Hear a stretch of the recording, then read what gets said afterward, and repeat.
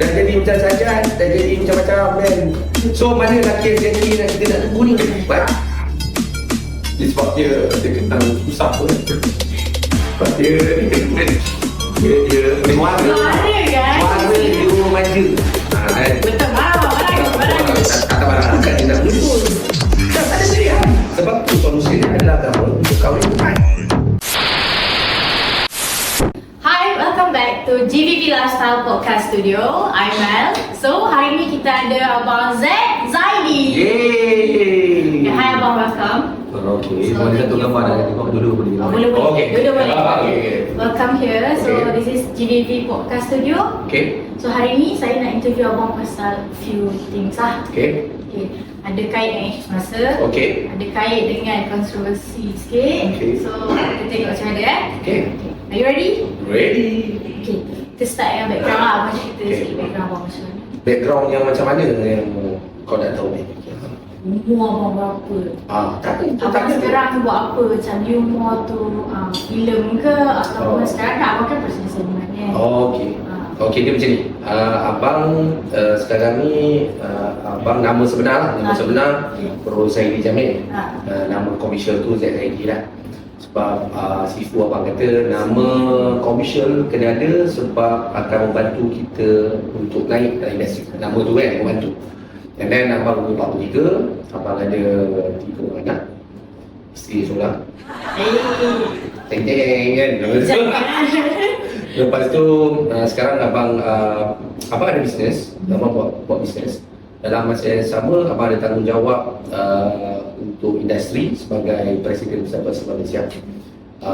Untuk kalau orang tahu seniman ni memang satu artis lah. Tak kira lah dia ni pelakon ke, penyanyi ke, pelawak. Dia ada 18 kategori dalam Persatuan Seniman lah. Jadi ahli seniman ni.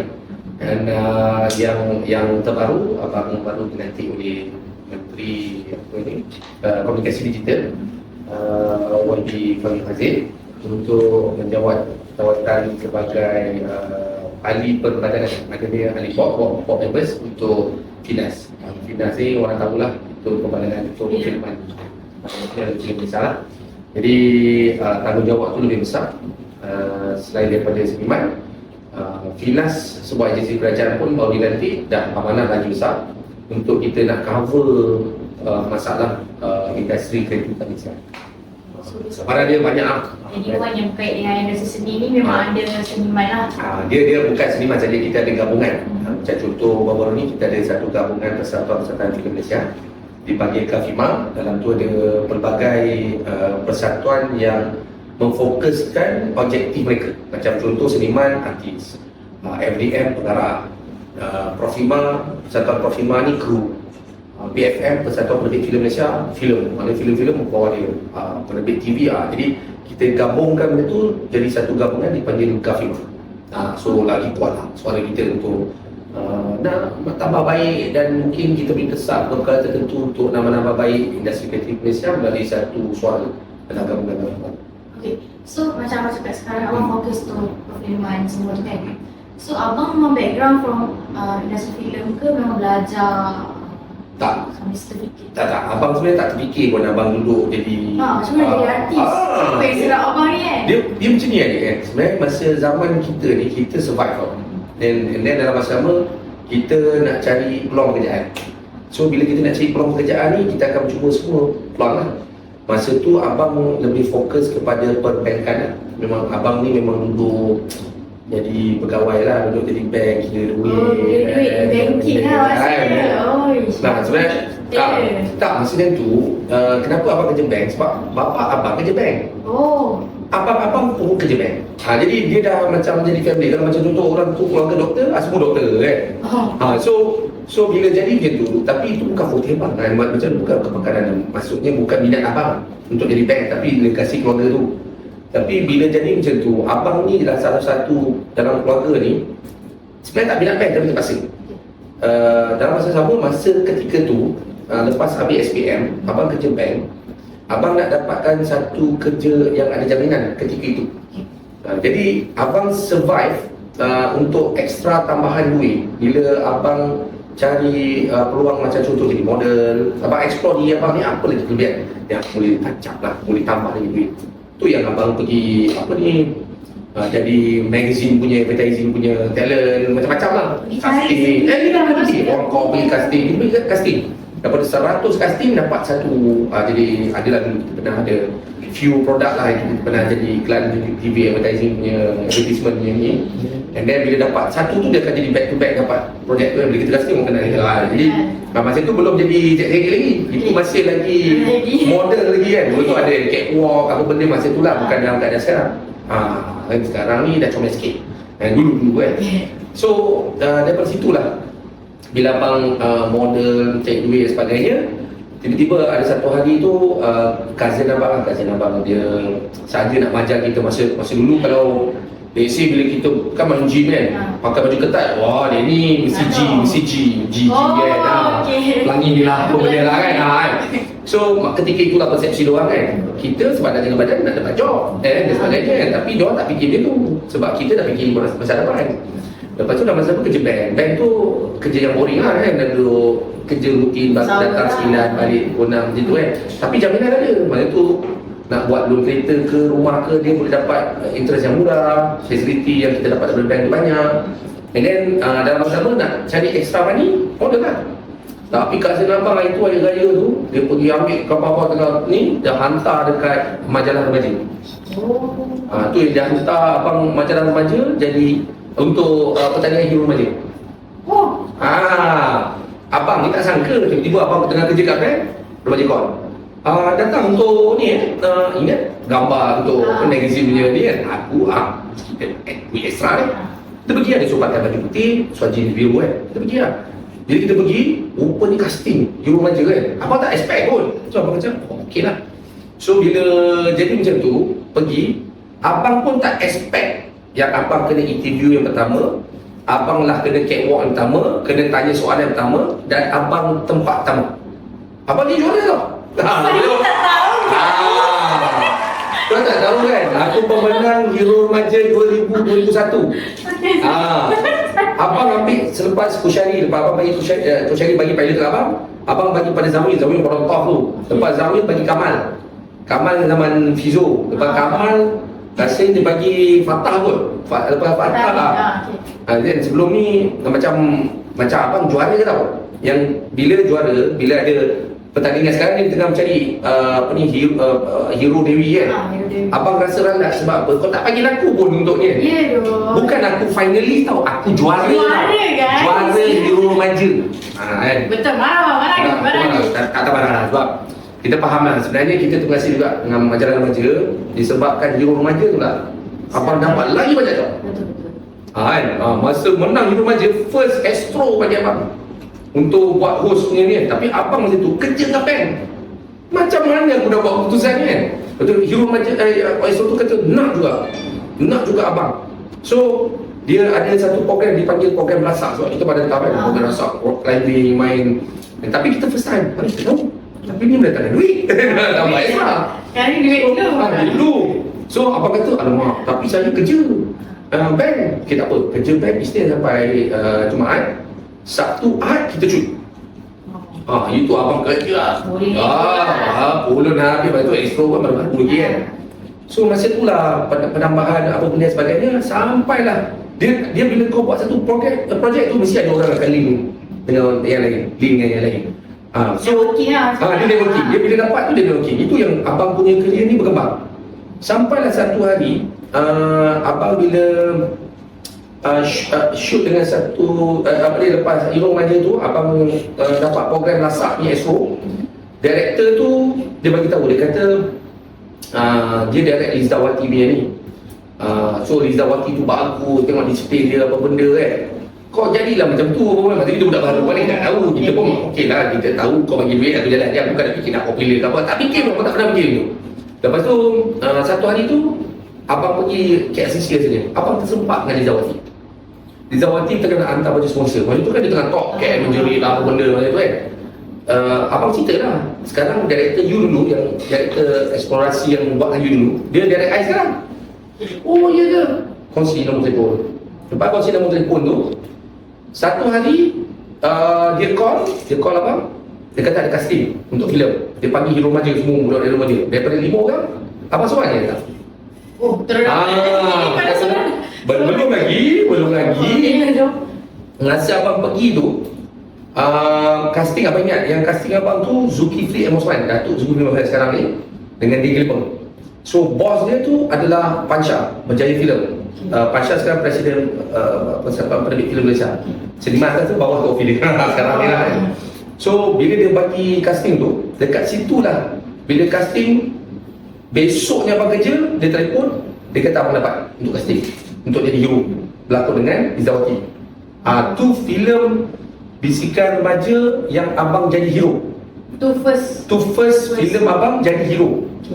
Tapi first filem abang sebenarnya, tapi bukan jadi hero, adalah nombor 1. Filem Aznin, Azwan.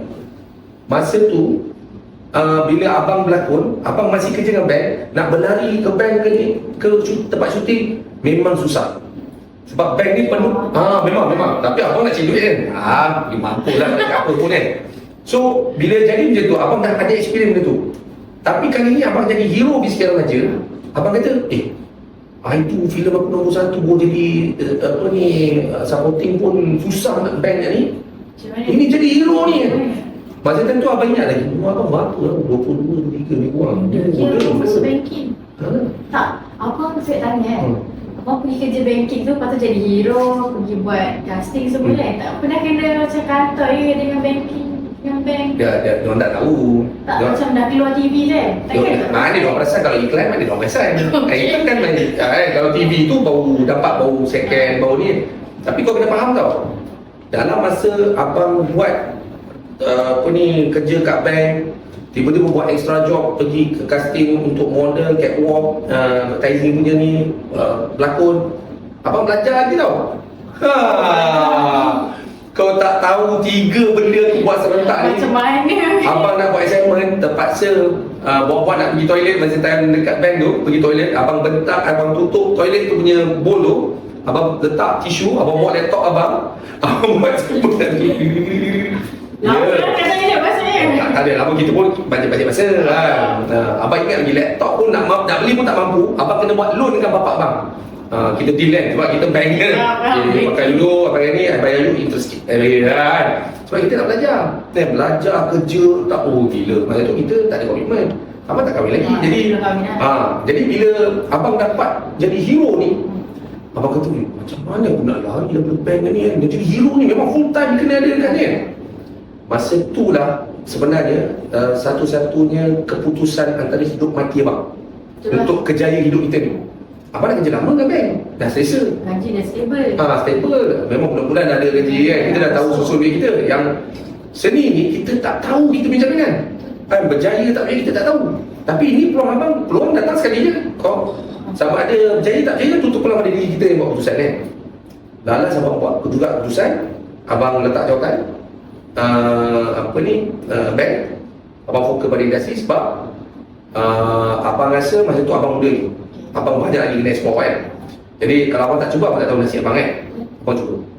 Start abang lakon Bisikan Remaja tu, abang terima untuk jadi ni, abang letak jawatan sini. Masa tu lah nama abang tukar lagi. Tu saya lagi keluar. Yang buat masa tu adalah yang bagi cadangan adalah Zulkifli M. Osman. Masa tu Badul ada. Badul pun ada jadi karakter dalam tu dia ada lah. Lepas tu dia macam nak cadang-cadang tu nak tukar nama tu. Dia orang letak, dia kata nama maintain kena nama Zaidi tu, nama sebenar tu kena ada. Zaidi tu maintain. Depan ni kita kena tambah. Sebab dekat luar, orang kalau artis dia ada dua patah perkataan tu kan. Norman Hakim, Fatah Amin. Dia ada dua. Jadi nama kau ni Zaidi dah maintain nama kau ni. Lepas tu satu ni nak tambah apa? Lepas tu baru juga Loy Zaidi. Geli betul. Dan last kali dia glamour dengan Zulkifli Osman cakap kita letak Z. Z ni bukan yang Z EK ke ZACK, tak. Dia lembut sikit macam ZED. Zaidi. So mulai ni kita pakai Z. Jadi sebab itu yang dia bagi tahu abang. Nama ni juga nama komersial dia juga membantu untuk naikkan kau dalam industri. So start dari tu kita pakai nama komersial tu. Kalau tengok aku nombor satu, filem aku nombor satu, kalau tengok nama abang, dia pakai nama sebenar abang, Rosalie Jamil. Even Lasak dulu pun, yang first filem program yang abang Serba Hero Remaja abang menang tu, pun dia tulis Rosalie Jamil. Original name. Tapi selepas tu Bisikan Remaja, Zulkifli Mosman yang direct dengan Adik Lepa, masa itu bermula dia nama jadi gitu. Baru abang kau bang. Dia ikut nama komersial. Yeah. Bila abang berlakon, lepas tu ada abang Zulkifli Mosman, dipanggil Aziz Mosman lah, dia panggil Bandung kan. Dia nampak abang, dia pelakon baru. Dia nampak ni. Besok dia offer abang untuk filem Gila-Gila Pengantin Remaja yang abang menang di Happy Birthday dia. Semua remaja je abang dapat. Gila-Gila Pengantin Remaja, Bisikan Remaja, Hero Remaja, sebab ibarat tu dia remaja kan. So abang ni fikir kita nak survive. Apa yang dia ambil, abang tak pernah demand pun ada. Kahut selagi Tapi abang tak pernah sebut harga. Kalau kau dengar aku punya harga tu, kau rasa iya ke bang abang? Abang starting berapa drama yang abang? Juara kan? Kita tak tahu ke? Okay, abang masa menang Hero Remaja tu, abang dapat satu motor tu. Motor tu, motor Korea, motor Hyosung, warna putih. So harga masa tu, Nazar sponsor, harga masa tu 12,000. Tak daftar dia dan sebagainya. Masa tu abang ada perniagaan yang abang apa saja yang boleh berjana ni semua abang jalan lah. Abang kata abang kena ada kereta. So abang jual motor Hero Remaja tu, tanpa daftar tu, daripada 12,000 tu jadi 6,000. Duit 6,000 tu abang buat deposit beli kereta abang. First kereta abang adalah Iswara warna hijau. Abang ingat hotel di BFX 582. Sekarang abang punya anak buah pakai lah. So abang kata itulah mula abang punya kejayaan dalam untuk nak kereta dan sebagainya. Dekat situ lah abang angkut, kadang jual mangku, jual ni macam-macam sampai. So itulah abang kata bila dah berkembang, update sikit lah kan, dan sebagainya. Jadi itulah permulaan story abang dalam industri seni. Sebab bila dah berkembang dekat Bisikan Remaja ni, Aziz pula ambil. Bila Aziz ambil, dia orang masa tu buat filem, pakai filem. Bila filem dubbing dekat Scope Production. Scope Production ni Yusuf Asram. So Yusuf Asram tengok abang. Dia tak yakin nak offer abang untuk permulaan tu masa Bisikan Remaja sebab nak buat dubbing kat sana. Sebab abang pelakon baru. Boleh ke tak boleh kan? Mana tu Datuk dia tengok orang yang tinggi, putih, kalau dia penyanyi dia nak, itu dia nak. Dan dia offer masa tu Nizawati. Tapi Nizawati dia tolak lah sebab dia kata dia nak maintain gila. So bila dia tak nak dia tu, Datuk offer Hetty katanya. Dekat Solomon bila Hetty menyanyi kan, dia nampak dia offer Hetty. Tapi Hero tak dapat lagi, dia masih tengok abang ni. So bila Bisikan Remaja ni dubbing kat sana, dia tak offer lagi abang. Tapi bila Gila-Gila Pengantin Remaja, bila kita tengah shoot Aziz Osman kerjasama dengan Scoop, masa tu lah dia tengok abang, dia offer abang dekat Tropicana, ada rumah adik dia. Kita syuting kat rumah adik dia yang pasal sebab saya tu kalau tengok Gila-Gila Pengantin Remaja, abang tengah pakai baju pengantin yang dekat situ lah rumah adik dia. Dia bawa kereta Harrier dia WLP, apa ingat WLP 7100 hitam. Dia panggil abang dalam kereta, dia offer abang terus dalam kereta tu. Kau berlakon semilu lah, kau berlakon semilu. Tapi masuk semilu. Ya, masa tu dia cakap doktor, tak ni ke, saya tak nak bagi kecewa kat Datuk ni. Saya bukannya ni, tapi kalau Datuk bagi ni saya jalan je lah. Jadi dapat apa kan? Dapat ini boleh sambung lagi lepas Gila Pengantin Remaja, kita ada job lagi tu kan. Gila-Gila Semilu ni lah sebenarnya filem yang daripada filem diadaptasikan kepada drama. Ini first filem Malaysia yang diadaptasikan kepada drama. So kalau filem Semilu tu Awi, ingat lah. Drama Abang Hetty. Abang pun tak sangka benda tu boleh meletup. Abang tak sangka. Saya tahu pun Semilu ni. Abang memang tak sangka. Abang fikir cukup dah dapat duit ni. Tak payah kita nak naik rumah awak ni kan. Komitmen semua tu. Itu yang abang sambung daripada satu dia panggil satu season. Satu season 26 episod 1 jam.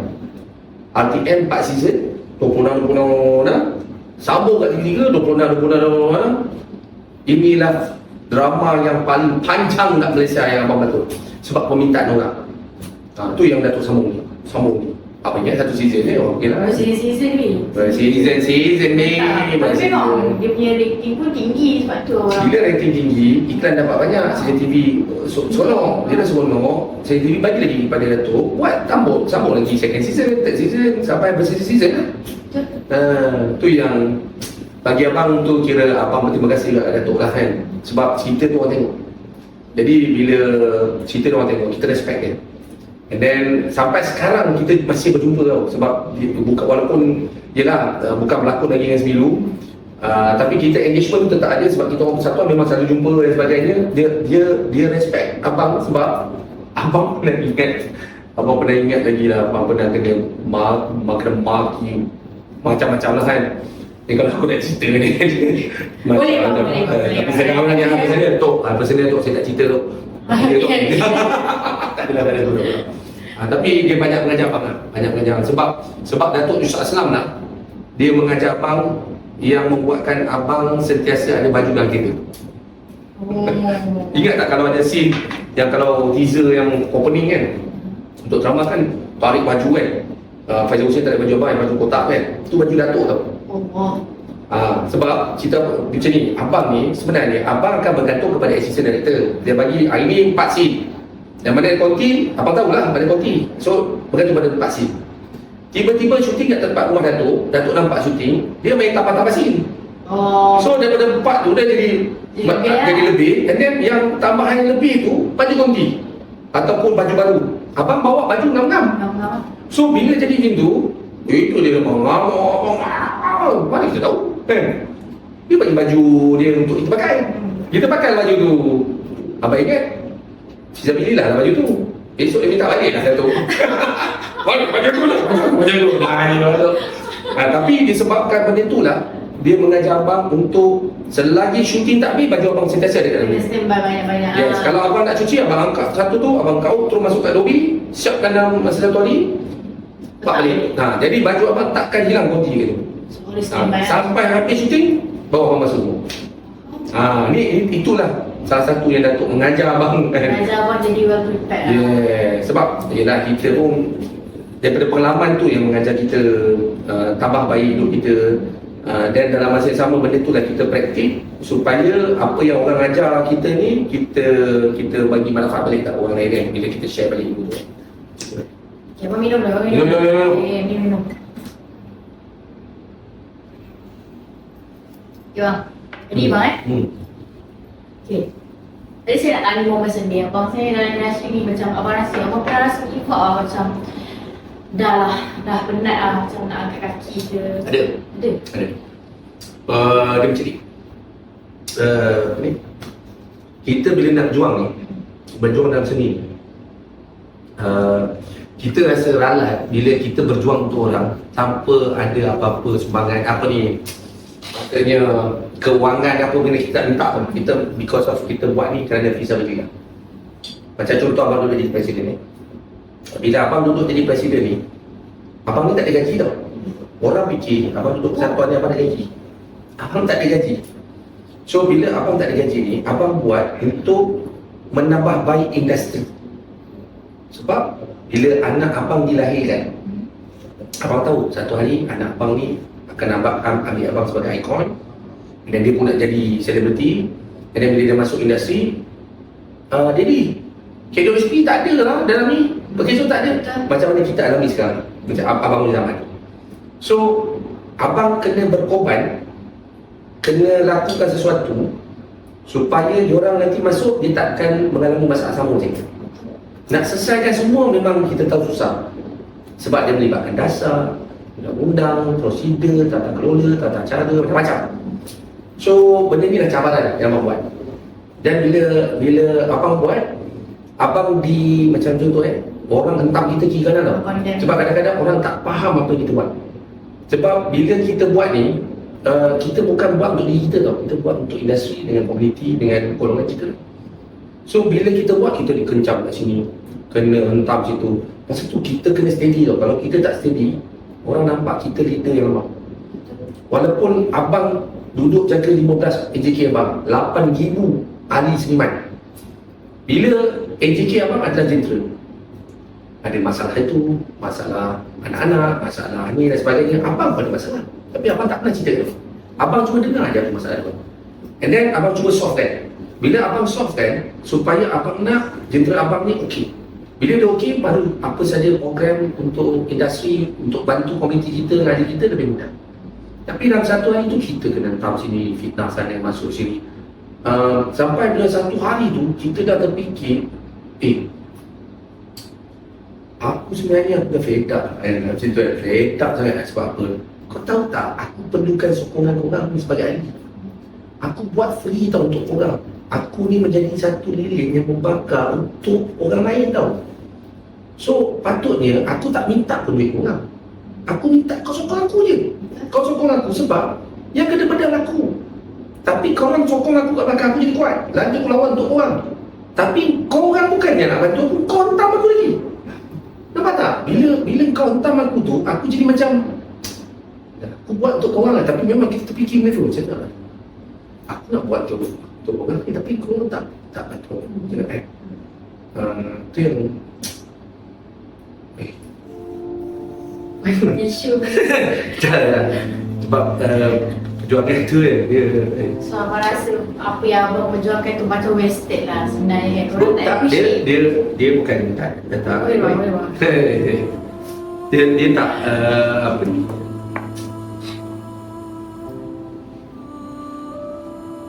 tak, aku bukan mengikat kitab je. Aku berjuang untuk kau tu.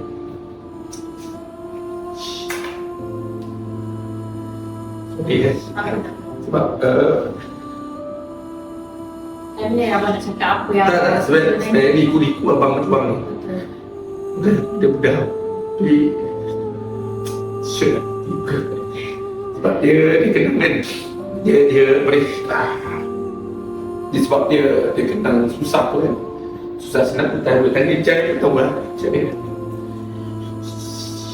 berjuang dekat tempat yang betul tu memang susah guys. Orang tak nampak senang kita, tapi orang nak tahu result je sebenarnya. Dia orang cuma tahu pasal dia orang je. Dia tak tahu pasal orang yang ada buat benda ni bukan satu benda mudah.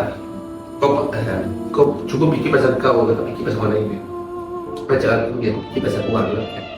Tapi bila fikir pasal orang ni, aku nak kau menghargai apa yang aku buat.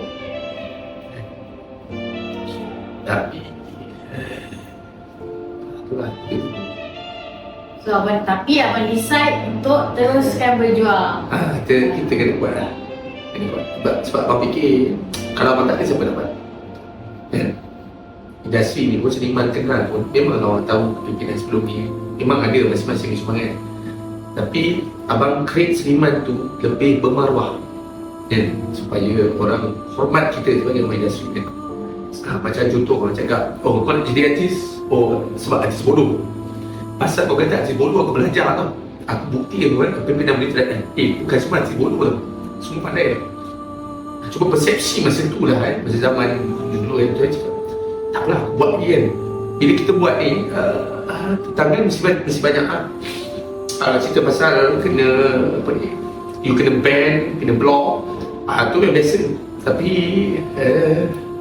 abang turutkan juga lah. Tapi itulah nak buat macam mana tu yang benar ni nak bodoh. Benar tak? Sebab dia terkenal benda tu kok. Bila kita nak jual ni, sebab abang jual tahun sebenarnya lama dah jual kan. Masa jadi presiden tahun 2012 sampai sekarang orang tengok kita steady, memang steady. Aku tak pernah cerita masalah aku dengan kau kan. Kau orang nak cerita masalah kau dengan aku memang semua dengar. Tapi kau semua cerita masalah aku dah selesai. Kau cakap kan? Jadi siapa dah selesai masalah ni? Kan kalau aku tunjuk yang aku ni tak kuat, yang lain semua jalan mana? Tu yang apa cakap, ya Allah, boleh budak ni. Juangan je, juangan. Benar tak? Dia tahu lah dia buang. Family Saya nak buat surat pun, aku yang kena pergi bujuk, datang belanja makan rotinan dulu nak buat surat kan. Untuk AJK lain ni sebab aku ni nak buat untuk persatuan kan. Dia tak boleh buat seorang, dia kena team. Betul. Nak bergerak seorang tu susah. Kena ada orang support. Tak boleh. Dia tak boleh buat seorang-seorang. Tak boleh buat seorang. Dia benda ni dia bila kita kenal kan, sebab bila abang fight, abang dah kena masuk mahkamah, abang lah orang nak bankruptkan, abang lah masuk lokap, abang lah masuk penjara. Semua untuk orang kan. So bila jadi macam tu yang buatkan abang jadi lagi tu dah, bila satu hari tu kita kenal kan, aku dah malas nak buat benda ni kan. Baik aku tak peduli dengan semua orang, aku peduli dengan family aku sendiri, mampus dari semua orang, aku dah malas nak fikir lah. Dan satu tahap tu memang dah fikir dah macam tu kan. Tapi ada lagi tanggungjawab orang bagi lagi. So kita jadi presiden untuk persatuan serata pula kan, jaga pula komuniti yang duduk, Allah kan. Sebab dia tahu kita punya tu yang Tapi orang tahu semangat abang tu kuat sebab tu orang bagi, orang nampak sebenarnya. tapi itulah, bila aku nak jadi salah presiden, itulah nanya kan. Aku kena hadapi benda tu. Abang ni bila nak fikir tentang isu dulu cabaran tu yang buat abang terkenang, itu yang kita rasa sedih lah bila kita tak dapat sokongan adik-adik kita kan. Tapi bukan semua tak sokong kita, ada yang sokong. Cuma kalau kita dapat sokongan sepenuhnya, apa permintaan kita lepas ni lagi mudah kita nak selesaikan. Tapi dia orang tak bersatu. Bila nak minta kita buat macam-macam, nak kita nak lawan tu, kau tak bersatu, dia orang tahu kita berpecah kan. Tapi kalau kita bersatu, kita dah buat rasanya. Itu yang masuk abang. Pernah tak wife ke anak-anak abang ke macam cakap dah lah, tak apa-apa lah, macam suruh abang stop lah. Maksudnya dia orang pun tak larat tengok abang kena kecam macam tu. Pernah tak? Bukan dia orang tak larat nak tengok abang kena kecam. Sebab bila abang kena kecam, dia orang pun kena kecam. Betul. Itu dia orang tak tahu.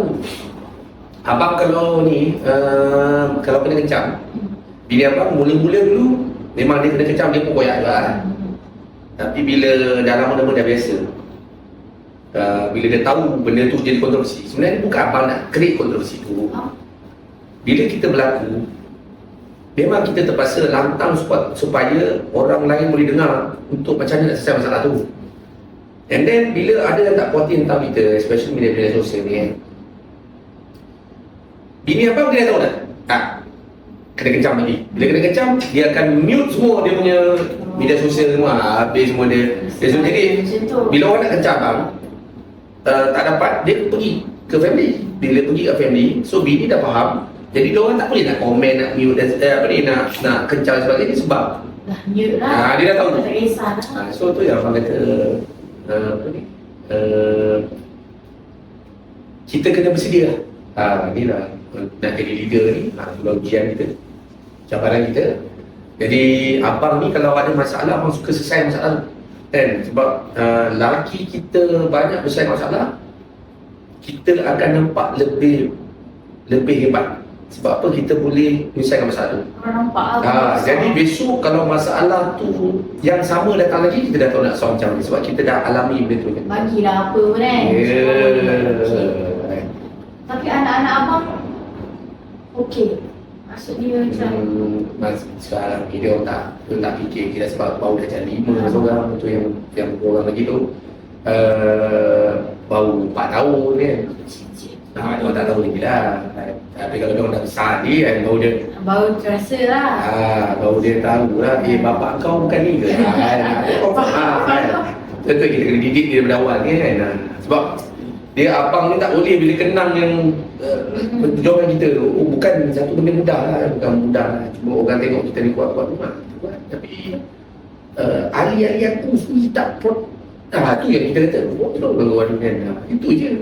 Aku ni kalau aku cakap boleh. Kau nak suruh aku tak payah jadi presiden, tak ada masalah. Kau buat lah. Bila kau buat, kau akan alami macam mana aku alami. Ada isu tu? Macam-macam. Tapi kita kena steady lah. Betul, steady. Okay bang, kita nak masuk isu kontroversi. Tapi isu ni dah lama, cuma macam saya saja je nak bangkitkan balik. Sebab saya pun tertanya apa benda kan. Sebab dulu saya ada baca artikel abang.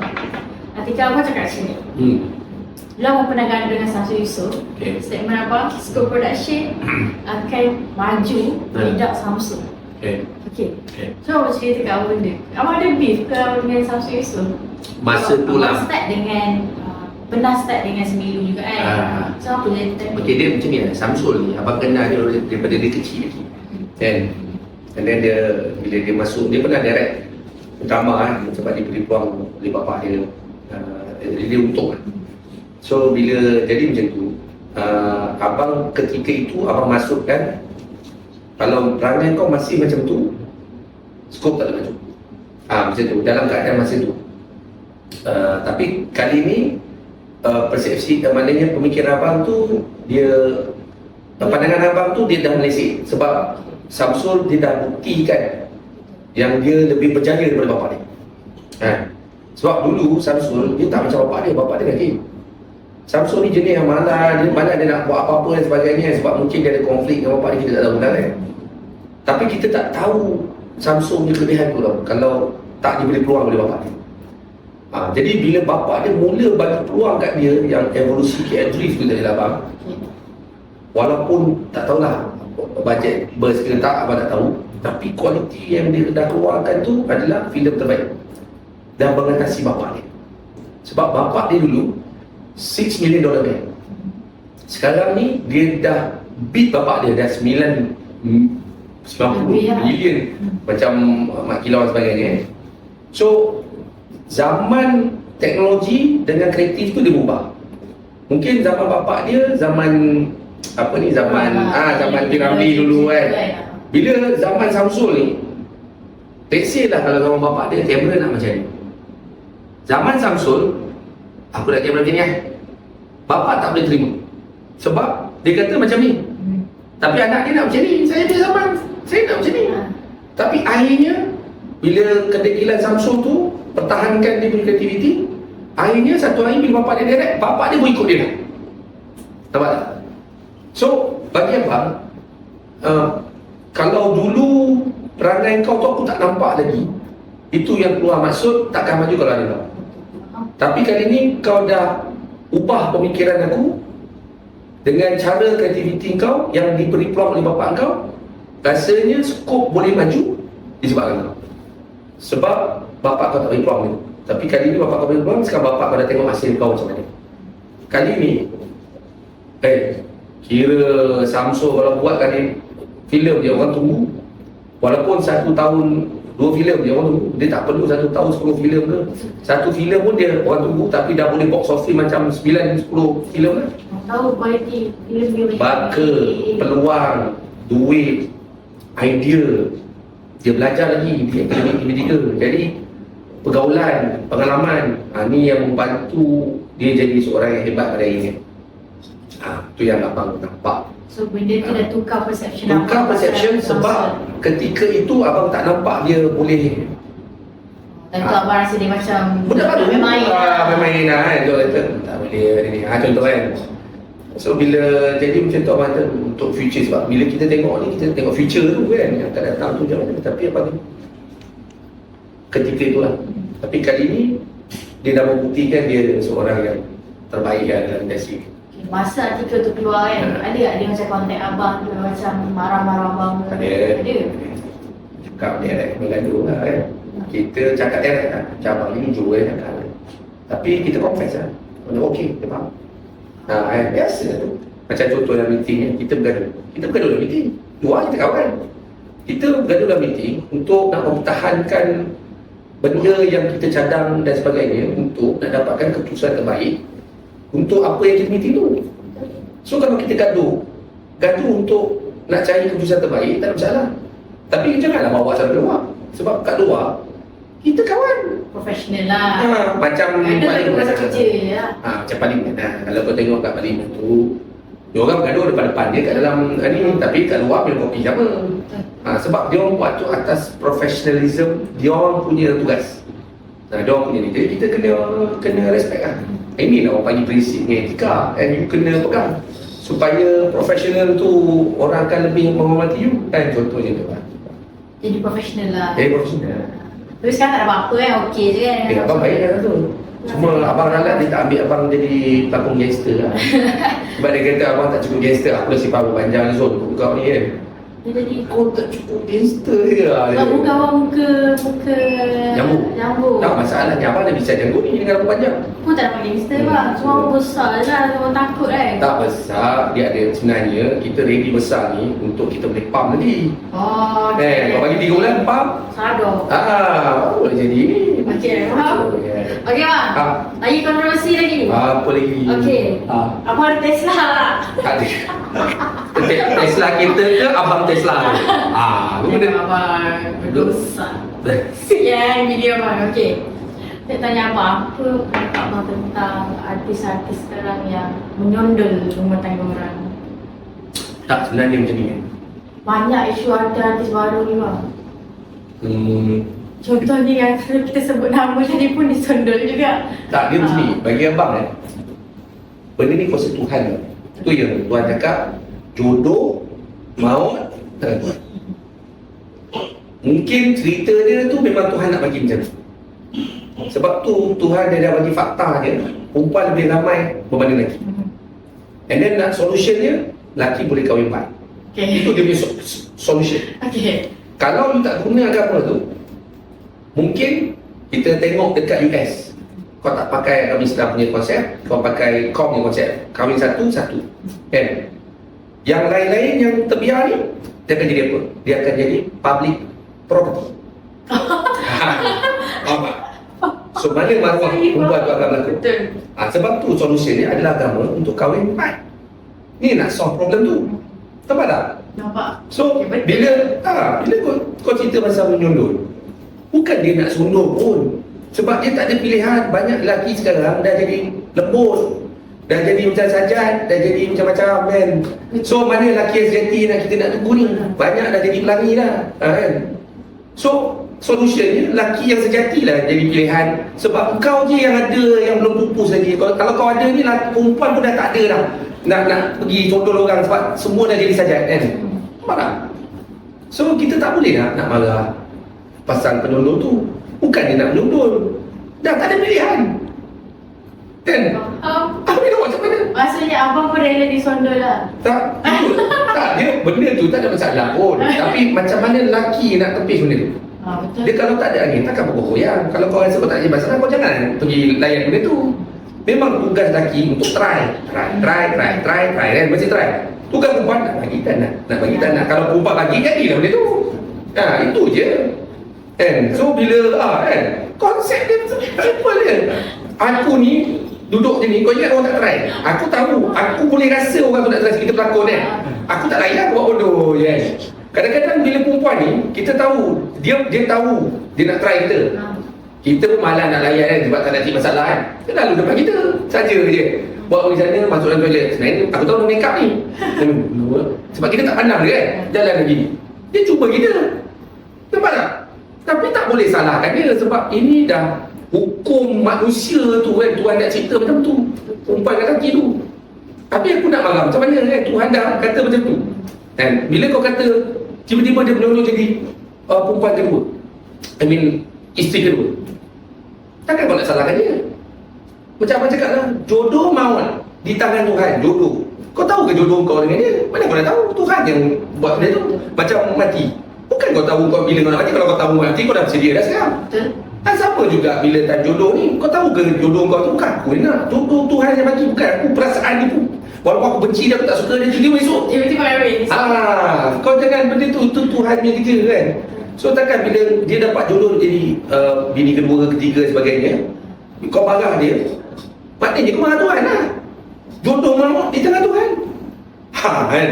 So kau fikir balik benda tu kan. So itu pandangan abang kan. Kau jangan cakap dia penyondol ke apa. Bagi abang dia bukan penyondol, dia perempuan.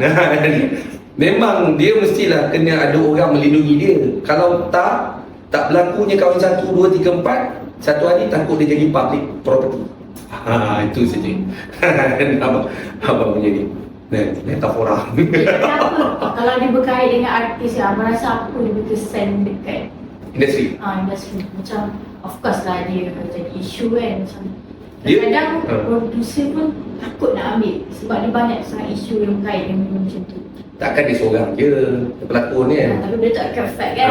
Carilah yang lain kan. Itu kalau apa ni, efek tu memang efek, tapi kontroversi dia sungguh publicity kan. So kalau tiba-tiba ada kontroversi, tiba-tiba dia tengah berlakon itu, dah terus jadi publicity untuk cerita tu juga kan. Dah cerita tu meletup. Zaman sekarang zaman media sosial, apa saja semua ada media-media yang tak macam orang kata media apa kan, media yang tak iktiraf kan, lebih kurang lah kan. Sebab media-media yang tak iktiraf ni macam orang-orang yang bukan wartawan biasa lah, wartawan biasa lah. Dia orang ni sekarang kita individu dah jadi wartawan yang tak iktiraf. Semua nak apa ni, nak dapat berita tu dulu.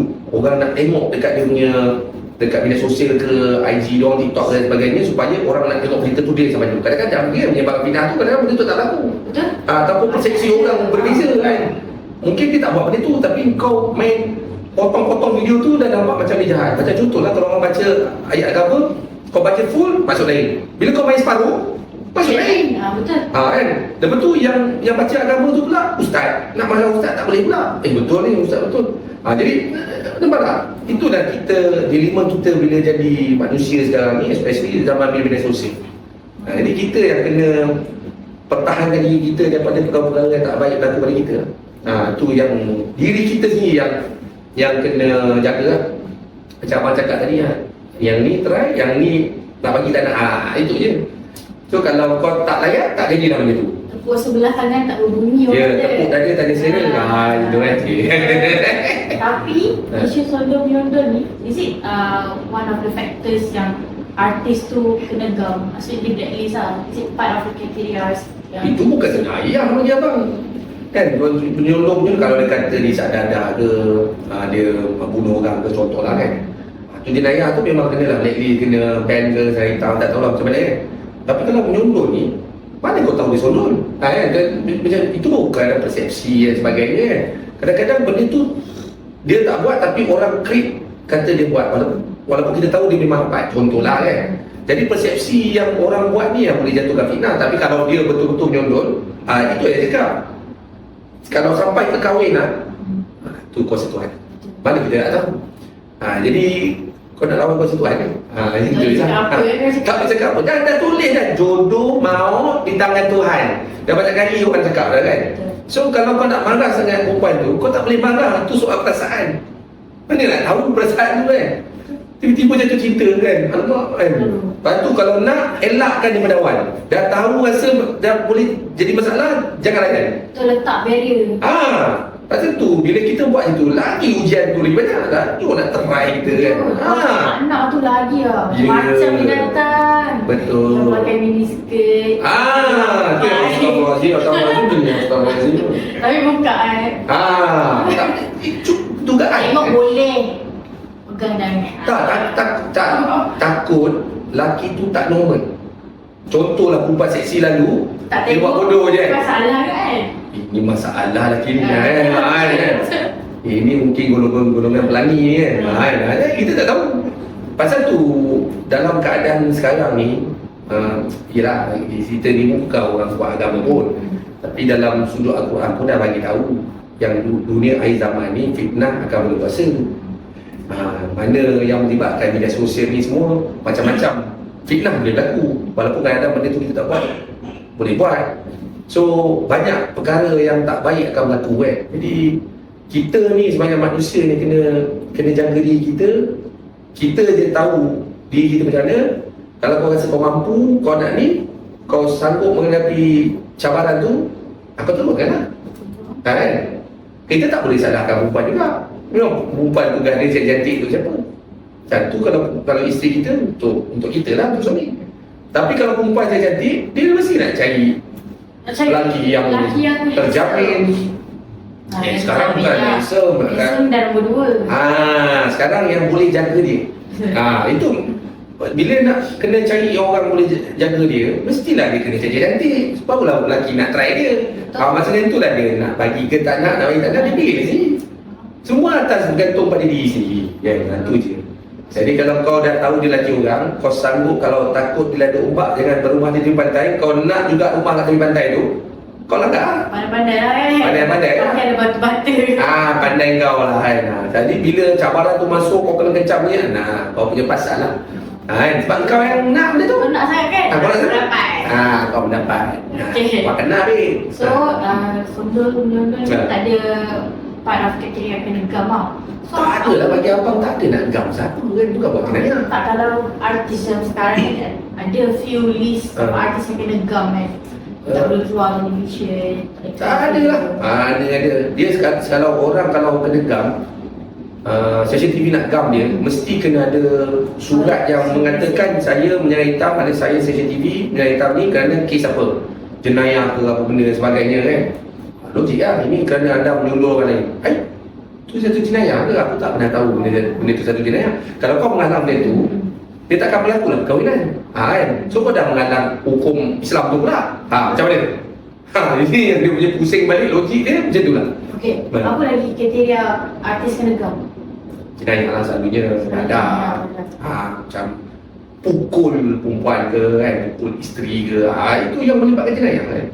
Tu memang kena. Sondor ni soal perasaan, takkanlah kau nak Takkan tak jadi gam lah, jangan risau. Jangan risau, Ada artis tak influencer baru, jangan risau. Kalau dia kena gam, suruh saya TV tu tunjuk surat, kawak gam saya, tapi dia orang takkan tunjuk dia orang takut. Dia cuma cakap verbal. Cuma nama artis bila masuk ni mungkin nama ni tak boleh panas. Tak masuk lah. Besok kalau artis kata saya kena gam, kita tak gam. Sebenarnya dia tak sesuai dengan watak tu. Sebenarnya dalam hakikatnya memang dia gam. Tapi dia pakai cara proses macam tu. Bukan cara yang profesional dan hantar surat selain hitam buat, dia tak berani. Sebab kita kalau dapat macam tu, dia di selain hitam, CCTV bagi dia di selain hitam, dia buat aduan kat sini, kita boleh fight tu dia. Boleh. Kalau nak fight pun tapi kena tahu reason. Sebab bila kita ada dokumen macam selain hitam yang atas surat selain hitam kan, tu dokumen. So kita boleh fight. Ini saya kena ban sebab saya dah lama tak dapat job. Waktu tu aku pun lama tak dapat job, pun aku kena ban kan. Betul? So mana bukti tu? Tak ada bukti. Saya dengar daripada orang lain cakap, saya tak boleh lah. Kalau macam ni dah lama dah saya duduk kat dalam kamar tu. Sekarang mana dokumen? Saya tak ada dokumen. Ada dokumen pun kita boleh fight. Tak ada dokumen nak fight je. Tunggu je lah maksudnya. Sebab you masuk mahkamah boleh tanya, macam ni you tahu you kena gam? Ini bukti dia. Saya dah kena senarai hitam daripada stesen TV ni kerana ini saya berjuangkan kerana ini. Dia fight lah. Ini saya dengar hari ni saya hitam. Kalau nak masuk court, macam ni awak bukti? Saya tak ada bukti. Saya cuma dengar, memang kau kena mati lah hakim. Macam tu lah. Nampak tak? So susah ni, dia macam permainan politik jugalah kan, lebih kurang lah. Ini bukan satu benda yang mudah kita nak buktikan yang dia kena ban. Kalau gaduh sesama artis pun takkan dikira untuk disenarai hitam lah. Tak, gaduh artis dulu akan pernah selesai kan masalah gaduh artis dulu. Tak ada pun benda kan, lagi banyak job dulu lah. Kan dia kata kontroversi pun publicity. Betul tak? Bukan kita minta kontroversi tu tiba-tiba. Tapi kalau kontroversi tu berlaku, kita pandai jawab, kita pandai menghadapi benda tu, mengawal benda tu, dia akan memberi peluang yang baik untuk kita. Dan tu yang abang kalau boleh biar artis tu kena belajar komunikasi. Macam mana nak jawab? Contoh contoh lah banyak kan. Ini kira analogi abang lah kan, dia tak ada kena guna dengan orang lain lah kan. Orang kata interest haram. Okay, macam ni kita nak solve benda tu? Haram interest. Okay, kita dah tak pakai interest, kita pakai dividen. Dividen okey. Okay, interest dan dividen tu lebih kurang kan. So ayat teknikal sudah kita kena pandai dalam berkomunikasi. Inilah yang abang galakkan supaya artis pandai berkomunikasi macam analogi yang abang ceritakan tadi. Benda tu tetap sama. Betul. Tapi kita dapat selesai. Dividen cuma mindset orang dengan dividen, orang dengar maksud dia lain macam betul. Interest tu kira contoh kalau interest, kita interest juga, kita interest gaji 1% kan. Okay. Besok tukar, kita dah tak pakai interest, kita bagi dividen 1%. Sama je, cuma tukar nama interest dengan dividen tu kan. Macam itulah maksud ayat-ayat teknikal yang kita kena pakai kan. Dia ni bergaduh kerana dia ni bergaduh ni. Tak, dia bukan bergaduh, dia orang berbincang. Nampak ayat ni? Jadi yang teknikal ni dia kena pandai guna ni ayat-ayat yang tak buatkan orang gaduh. Ini yang banyak abang praktikal. Macam contoh, sebelum ni abang ada satu kontroversi yang pasal artis luar ni kan. Dia hentam Perdana Menteri Malaysia. So dia tanya abang, oh kenapa abang beria sangat nak mempertahankan Perdana Menteri Malaysia ni? Abang kata mestilah tu saya ni Perdana Menteri. Awak tinggal mana? Oh saya daripada negara ni. Okay. Kalau awak negara tu, saya buat program yang sama dekat Malaysia sini. Saya panggil semua Malaysia. Saya hentam you punya Perdana Menteri. Apa you rasa? Saya rasa marah. Itulah yang saya rasa. Tips dia, abang, Prof abang ajar, kalau kau dapat soalan kontroversi daripada siapa pun, kau tanya balik soalan kontroversi yang sama balik pada dia. Supaya dia cukup kan. Macam tu je. Dan abang praktik benda tu kan. Sebab hari kita menghadapi dia. Last sekali. Betul lah. Diam lah. Ini yang abang buat. Communication. Tu masa abang dah seniman Sebab kita dah menghadapi dia. Wah, macam-macam lah dia. Apa lagi peranan abang dalam seniman ni? Maksudnya selain menjaga kebajikan artis kat Malaysia, dasar polisi industri. Macam contoh macam law kan. Kita mainkan peranan untuk bagi pandangan, untuk meluluskan sesuatu perkara dalam industri. Macam contoh, kau nak berlakon, kau kena jadi ahli kita dulu. Kenapa kena jadi ahli seniman? Sebab bila kau nak ambil permit production, kau nak ambil permit dekat Finas nanti untuk nak buatkan penggambaran melalui akta tu, kalau kau tak daftar kita, kau tak boleh berlakon. Kalau ada serbuan berlaku, kita kena stop shooting tu. Jadi akan merugikan production tu lah. Contohlah kan, disebabkan kau tak daftar. Jadi benda itulah persatuan membantu untuk mewujudkan peraturan, mewujudkan syarat-syarat tambahan, berbincang untuk menambah baik akta yang berkaitan dengan kita. Jadi persatuan inilah yang akan memberikan pandangan yang lebih kepada industri. Sebab kita berpengalaman dalam industri ni. Kalau kerajaan atau kementerian nak buat satu akta tak melibatkan orang industri, biarkan buat akta yang syok sendiri. Sebab dia tak dengar industri yang pakai kita, tapi yang buat kau, tapi kau tak faham kita punya ni. Jadi bila masuk akta tu percaya buat, lagi banyak orang akan bising. Sebab apa? Kau tak ikut spek kita. Contoh, macam budak-budak pelajar di universiti, dia kalau you punya modul tu tak ikut spek industri, bila you grad, you masuk dalam industri, tak boleh buat apa-apa. you tak tahu, tak sama. Betul. Dia tu kan contoh. Bila belajar dekat ni segi persembahan, ajar buku. Dekat universiti, dia ajar buku, bukan dia ajar pegang. Dia ajar teori. Ni sejarah ni, apa benda, yang nak pegang sikit-sikit je. So, lepas dia grad, dia pegang boom tu. Asyik kena maki sebab tak ajar praktikal apa benda untuk dia. Sebab tu abang lebih respect orang yang dah bekerja lama pegang boom tu. Walaupun dia tak belajar, Dia tahu, dia ada experience. yes. Pasal tu, dia kena mixkan antara akademik dan praktikal. Bila you buat satu modul seni persembahan dekat universiti you tu, you punya pelajar bila nak keluar nanti, dia dah ikut spek yang sama dari situ. Kalau tidak, dia akan mengganggu kita orang. Ni salah, buang masa lah, kena mati. Dia punya berlaku tu yang tugas persatuan membawakan hasrat tu supaya kita yang akan mix and match dan akan menjadi jabatan untuk menyelesaikan masalah dan isu industri. Saya nak tanya pasal permit tadi kan. Maksud apa macam, kalau you tak ada permit ni, dekat ada serbuan, so artis tu yang tak ada permit tu kena balik. Tak, dia macam ni lah, stop shooting. Memang you tak boleh berlakon lah. Hari tu tak boleh lah. Kali kedua, kalau kena lagi, kalau ada serbuan daripada Finas, set akan dia stop lagi kali kedua. Dia boleh rampai equipment tu. Banyak orang main, orang tak pernah buat lagi. So Ada kes tu ke? ada dulu lah sebab lepas tu macam-macam lah, banyak lah kita punya isu tu yang budak-budak baru dia tak tahu. Itu isu sebab artis tak berdaftar dan semua. Dia macam itulah, sebelum ni kita ada syarat, dipanggil syarat padu citra, yang mana inilah sebenarnya salah satu peraturan kecil bawah Finas untuk nak membela pekerja-pekerja seni. So syarat padu citra tu adalah gabungan kepada 3 persatuan yang melibatkan pekerja, seniman, artis, performa, kru, FDM Pengarah. Bila benda tu berlaku, orang mana-mana production kalau nak buat syuting drama yang tampak dekat van tu kan, selalu kat van, kat lori, kat tingkap tu kan, surat tu dipanggil sijil pengakuan pergambaran, mana permit dia lah. So bila dia tengah mohon untuk nak dapatkan permit Finas ni, so syarat dekat bawah tu adalah syarat tambahan dan dipanggil padu citra ni, dia mesti menjadi 3 persatuan yang dikira. So form tu dia akan pergi ke pejabat seniman, production tu akan bawa. So kita yang akan check semua pelakon-pelakon yang akan berlakon drama dia ke filem ke apa dan sebagainya. Kita akan check dia dah daftar ke belum, dia dah dan sebagainya.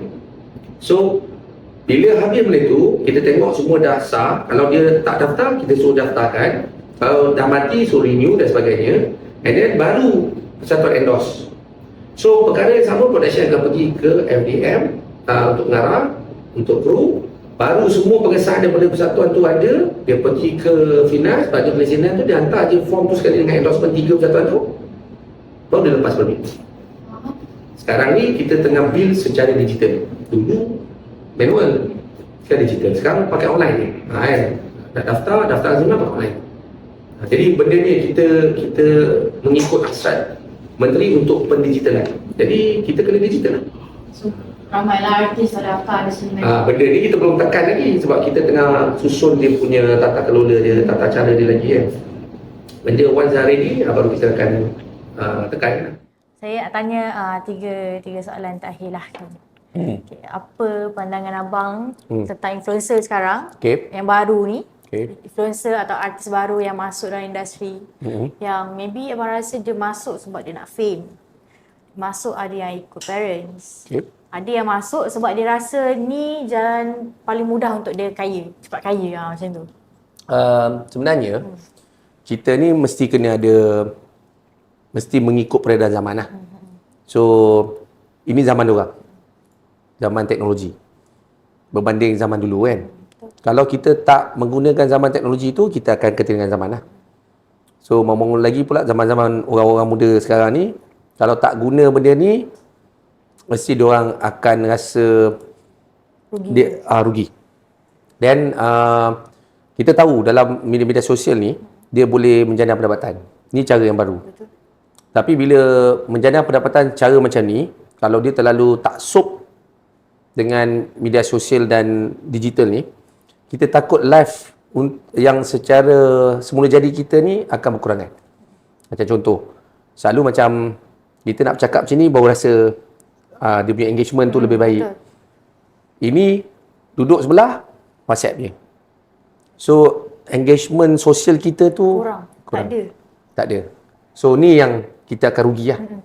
Macam contohlah, dulu orang nak bagi kad air raya, tulis kad. Hantar, bila kita dapat happy-nya. Itu kita boleh dekor dengan kad raya dan sebagainya kan. Tapi sekarang digital. Hantar. Kad pun dah mati. Orang yang berniaga gone. Yang mana yang printing-printing ni tak boleh jalan kan. So kita akan mengalami banyak kerugian lah. Tapi kalau kita tak menuju teknologi tu, kita akan rugi lah. Macam contoh ni, bagi contoh macam teksi kan. Teksi ni dulu bising-bising. Sebab apa? Grab ni kacau. So bila bising-bising, satu hari diorang terpaksa join Grab lah. Sebab kalau you tak mengikut peredaran zaman tu, sebab zaman sekarang orang dah tak tunggu teksi dekat tepi jalan. Betul. Nak tahan teksi macam tu tengah-tengah panas tak ada. And then nak bayar teksi, nak kena nego dan sebagainya tak ada. Tapi orang gunakan Grab pakai apps. Dah tahu berapa harga, kat mana dan sebagainya, orang tunggu depan rumah aku je. Betul. Jadi nak tak nak, kita terpaksa menggunakan teknologi tu. Lama-lama yang menentang tu terpaksa join orang tu. If you cannot beat them, you join them. Betul. So itu yang berlaku dalam masa teknologi sekarang ni. So kita tak boleh menghalang diorang nak buat apa. Cuma bagi abang, gunakan sebaik mungkin. Sebab kita tahu nak menjana pendapatan dalam dunia digital ni sangat mudah sekarang. Kadang-kadang kita tengok iklan pun boleh dapat duit. Betul. Contoh. And then kita melahirkan influencer ataupun artis-artis sekarang ni pun dalam bentuk digital. Betul. Contoh, masa zaman abang dulu, abang kena cari paper, buka majalah mangga, majalah ni nak cek casting kat mana. Pergi datang, casting macam fizikal dan sebagainya. Tapi kali ni dah tak pakai dah macam tu. Korang sendiri dah ada media sosial sendiri, korang yang promote diri kau sendiri, kita tengok bakat daripada korang punya ni je. So kita casting korang daripada media sosial, daripada situlah lahirnya influencer yang menjadi artis. Produk baru lah. Sebab tu Session TV dia dah berubah teknik dia daripada dulu nak cari artis berdasarkan artis tu popular atau baik dengan badan-badan tertentu dalam agensi Session TV tu untuk dapatkan job. Tapi kali ni dia berdasarkan follower you. Betul. You follower tinggi, peluang untuk nak dapat job dengan Session TV untuk berlakon drama dan sebagainya akan lebih tinggi. Sebab diorang fikir tentang marketing yang lebih advance. Betul. Macam sekarang diorang iklan secara biasa, maknanya daripada iklan dekat TV, drama dan sebagainya.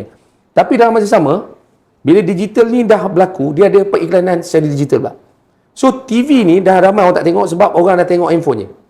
So diorang pun tak nak ketinggalan zaman. Daripada drama yang tengok tunjuk kat TV tu, diorang transfer pergi ke YouTube.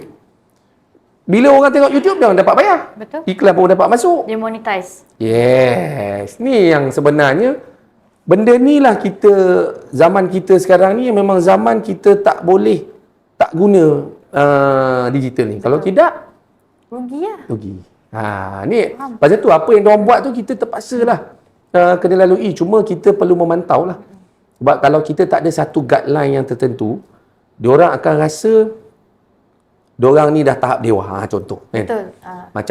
Macam ni Newcomers yang analogi. rasa diri dia hebat. Kalau orang tu dah belajar agama, terlalu tinggi agama dia sampai tak ada satu pengawalan tu, dia dah rasa dia nabi pula. Dia dah rasa dia Tuhan pula. Nampak tak? Jadi benda ni lah kena ada pengawalan terhadap diorang ni. Macam contoh etika kewartawanan. Diorang nak buat, rasanya macam contoh dia ni bergaduh dengan dia ni, kalau ikut etika kewartawanan, dia akan belakan muka orang tu. Tapi diorang ni tak bela. Diorang biarkan macam tu. Sebab diorang influencer, diorang tak tahu mana etika yang perlu diorang buat, peraturan yang betul tak betul. So, kena ada guideline tu. Sistem guideline yang lebih sistematik dan tegas lah. Kalau tidak, fitnah belum rasa. Betul. Kita je memang terdedah dengan fitnah. Suka hati diorang je diorang nak suruh, nak create kita ni ada skandal dengan sana dengan sini.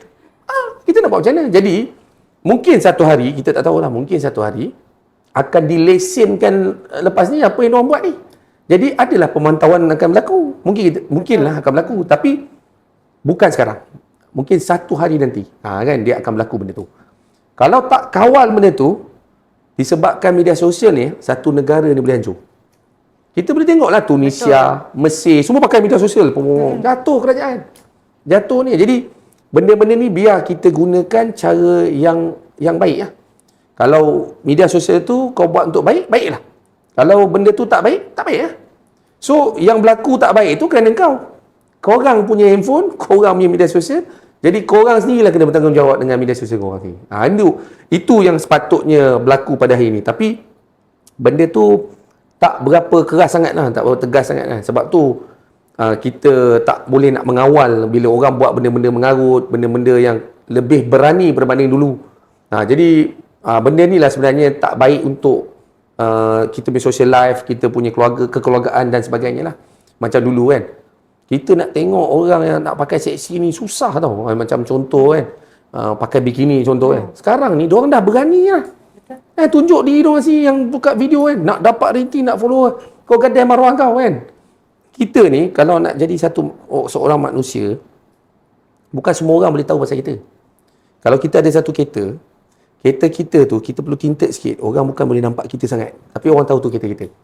Kalau orang tahu semua ni, kau memang terdedah dengan keselamatan kau. Betul. Sampai konten kau dah tak tahu nak buat apa, sampai dalaman kau pun semua kau tunjuk. So, bila kau buat macam tu, engkau yang mendedahkan diri korang yang korang ni sebenarnya tak selamat. Kau nak tunjuk duit, kau nak ni, besok orang cari bunuh kau. Betul. Orang ugut kau, orang tunggu depan rumah kau, orang macam-macam boleh buat. Sebenarnya bukan orang tu yang salah, sebenarnya kau yang salah. Sebab engkau yang tunjuk benda tu, sebab konten dan sebagainya. Jadi kau hati-hatilah dengan apa yang kau buat tu. Kan? Itu pasal isu artis baru yang masuk dunia digital lah kan. Ini macam mana pula kalau artis yang orang kata datang dari macam family, Okay. Macam ayah dia artis, lepas tu anak pula jadi artis, Okay. mak jadi artis, anak jadi artis, macam tu. Itulah macam abang cakap lah. Dulu abang kerja bank. Sebab bapak abang bank. Okay. Sebab legasi tu dah jadi macam tu. Circle yang sama. Circle yang sama. Tu kira kalau you duduk you jadi doktor, keluarga you mesti jadi doktor semua kan. So pengaruh tu kuat. Untuk nak jadi apa yang bapak jadi, mak jadi. Kan contoh. So bagi abang benda tu itu biasalah. Tak ada isu lah. Tak ada isu lah. Tu kira advantage untuk dia lah. Cuma kalau dia dah ada mak bapak yang dalam seni juga, mungkin kau akan lebih better lah.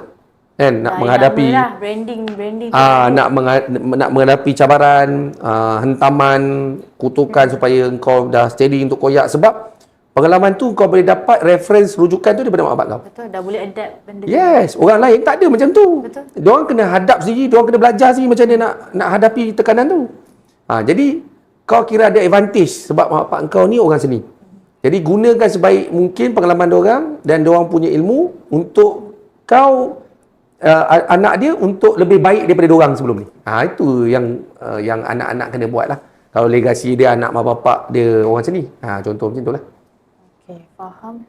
Okay, last question. Last. Okay. Apa nasihat abang yang abang nak sampaikan? Lepas tu as a presiden seniman kan, apa lagi perubahan yang abang rasa abang kena bawa, abang nak tunjukkan dekat semua orang? Abang bukan nak tunjuk lah kan. Sebenarnya abang nak Perubahan betulkan lah. industri tu. Betul. Bila kita buat ni bukan untuk kita saja, tapi untuk generasi yang akan datang. Kebajikan. Macam anak-anak abang kan.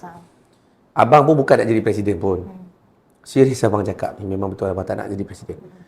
Tapi sebab bila anak abang keluar tu, dia menjadi satu pembakar semangat untuk abang kekal untuk presiden ni, untuk diorang.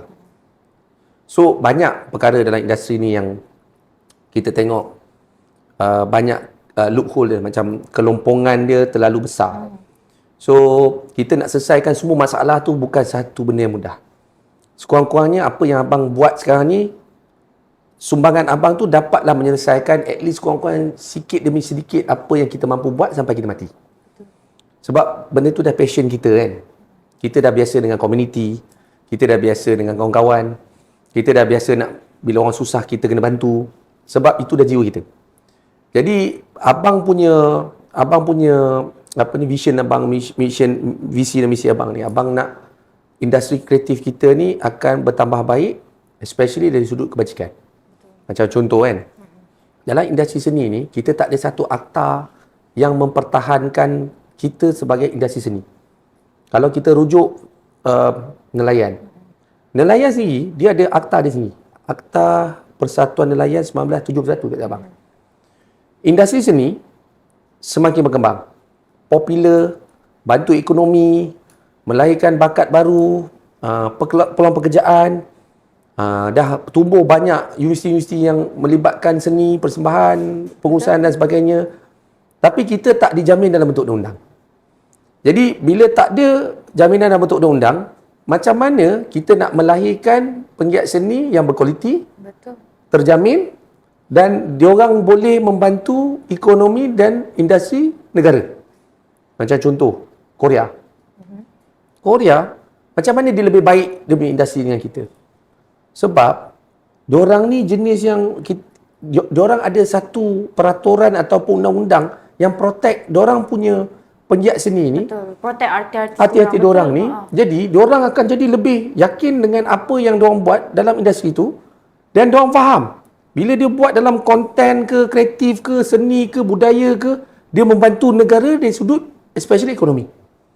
Tapi kalau kita tak fikir pasal benda tu, kita akan rugi lah. Sebab seni ni sebenarnya macam-macam dik. Sebenarnya ekonomi semua bermula daripada kita. Kita lah macam contoh kan. Kenapa abang letak seniman tu anak seni pewaris budaya. Seniman rakyat untuk negara. Itu tagline dia. Sebab anak seni pewaris budaya, kita anak seni, kita pewaris budaya kita dik. Kan? So apa saja yang kita nak tunjukkan, contoh pakaian kita, budaya kita, kita punya macam-macam nak menunjukkan, kita lah Malaysia. Betul. Kan? Anak seni pewaris budaya. Seniman rakyat untuk negara. Bukan semua rakyat tu adalah seniman, dan bukan nak jadi seniman tu you kena ada bakat. Pasal tu abang buat seniman rakyat untuk negara. You orang biasa, you nak jadi orang seni. You kena ada bakat lah. Betul. Kan? Baru jadi orang seni. Tak boleh kosong. Boleh Kalau kosong. kosong tak ada apa-apa untuk industri. Semua orang ada bakat. Semua orang ada bakat. Itu yang bila ada media sosial ni, diorang tunjuk bakat diorang. Kita tak mengalah pun benda tu bagus. Sebab tu perkembangan untuk melahirkan lebih banyak talent dalam industri seni kita ni. Macam contoh kalau kita tengok apa ni, Asia Got Talent. Okay. Dia shoot kat Malaysia tau, kat Pinewood tu. Betul. Okay. Talent kan? Asia Got Talent. Dia ada, dulu ada satu interview, siapa yang, David Foster. Dekat tak silap abang, dekat Doubletree Hilton dulu. Okay. Media ada tanya dia, kenapa you tak ambil talent from Malaysia? Satu dia jawab, sebab talent Malaysia tak bawa pun budaya dia. Dia nak buat apa? Dia cakap apa? Bila kita buat, talent kita audition depan dia orang, dia tak tunjuk pun budaya kita. Dia tunjuk budaya pop, budaya ni. Dia kata banyak dah negara saya ada benda macam ni. So apa budaya you? Kan? Apa you punya ni? Macam contoh Jepun punya talent. Bila masuk lagu dia tu, orang dah tahu, oh Jepun tu, pakaian dia kan. Tu budaya. Cina ke, mana negara mana. Jadi ini yang kita nak. Sebab Malaysia ni, kita ada masalah dysphoria identity tau. Maknanya, kekeliruan identiti tau. Kita ni tak tahu kita ni siapa. Kan? Sebab kita ni adalah budaya peniru tau. So, kita more nak tunjuk bakat orang luar. Kita tiru. Kita tiru. Macam contoh K-pop. Oh, K-pop tengah popular. Masuk Malaysia, jadi M-pop. Sebab kita budaya peniru. Kenapa kita tak jadi budaya pencetus? Kita buat dulu, orang tiru. Betul. Sebab kita bukan budaya macam tu, Dik. Pasal tu abang punya visi abang ni, biar kita menjadi budaya pencetus. Supaya orang tiru kita. Orang tahu budaya kita.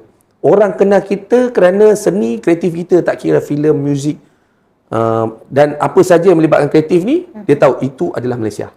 Ini cara kita mempromosikan negara luar. Yang Malaysia ada pelbagai jenis kaum dan inilah salah satu variety yang Malaysia yang dunia luar semua tak ada. Malaysia je ada. Kan? Jadi ini yang sebenarnya kita nak tunjuk melalui kreatif supaya orang kenal siapa Malaysia dan satu hari abang percaya kita akan jadi satu negara yang hebat dalam industri kreatif dan seni budaya kita. Ni abang punya visi nak buat tu sampai tahap tertinggi macam tu sekali. Sebab kita dah terlalu teruk sangat. Sebab Betul. Kalau kita tak buat sesuatu sekarang ni, anak cucu kita ni masuk ni, dia pun dah keliru dah. Dia nak jadi apa kan? Dia nak jadi mungkin orang Jepun ke? Tak ada apa terjamin Tak ada nanti. apa terjamin. Betul. Lepas tu bila dia buat pula, tak ada akta yang bantu dia. Besok, komplain lah macam mana dekat persatuan pun bukan boleh buat apa. Duduk nganga nak tolong kau je. Sebab apa? Tak ada undang-undang yang aku boleh rujuk, yang boleh fight untuk korang ni. Tu yang lama-lama, jadilah macam P. Ramlee. Dulu yang hebat pada seni, last kali, meninggal dengan kekecewaan. Jadi kita tak nak orang seni jadi contoh yang macam tu. Tu yang P. Ramlee pernah cakap. Dia meninggal dalam kekecewaan tu, dia bercakap apa tau? Kalau dia mati, dia akan hidup 1000 tahun lagi. Maknanya, apa yang hidup 1000 tahun lagi? Semua karya-karya dia lah. Filem dia, lagu-lagu dia. Betul. Orang kenang sampai sekarang. Itu dia boleh hidup 1000 tahun lagi. Inilah maksud dia, anak-anak seni. Inilah dia. Ni nak jadi anak seni, itulah dia. Dia punya apa ni, cabaran dia. Jadi kalau kau rasa dah bersedia nak jadi orang-orang seni yang berjaya dan boleh hidup sampai bila-bila dengan cari makan dalam industri seni, boleh cuba. Okay. Dia tu, jangan lupa. Ni tagline. Tagline Datuk Yusof Aslam. Okay. Kau nak makan filem ke? Kau nak makan lamb chop ke? Chicken chop ke? Aku boleh bayar, tapi jangan makan filem aku. Itulah tagline. Okay guys. Jangan tercedok Okay. Thank you Abang Zaidi for being here. I think tu je daripada kita. Thank you guys. Stay tuned for the next episode. Thank you. Like, share and comment. Jangan lupa follow our social media. Boleh follow Abang Zaidi punya social media juga. YouTube Abang pun ada kan? Semua ada. Okay, semua ada. Macam YouTube Abang Zaidi TV. Kalau IG, Facebook, TikTok, Twitter, Threads, semua atas nama Rozaidi Jamil, nama sebenar. Okay, Rozaidi Jamil. Okay. Jangan lupa follow kita GVV Official. Okay bang? Yes. Lu lambat. Lu kena. Bukan bang. Lu lambat, lu tinggal. Lu lambat, lu tinggal. Mantap.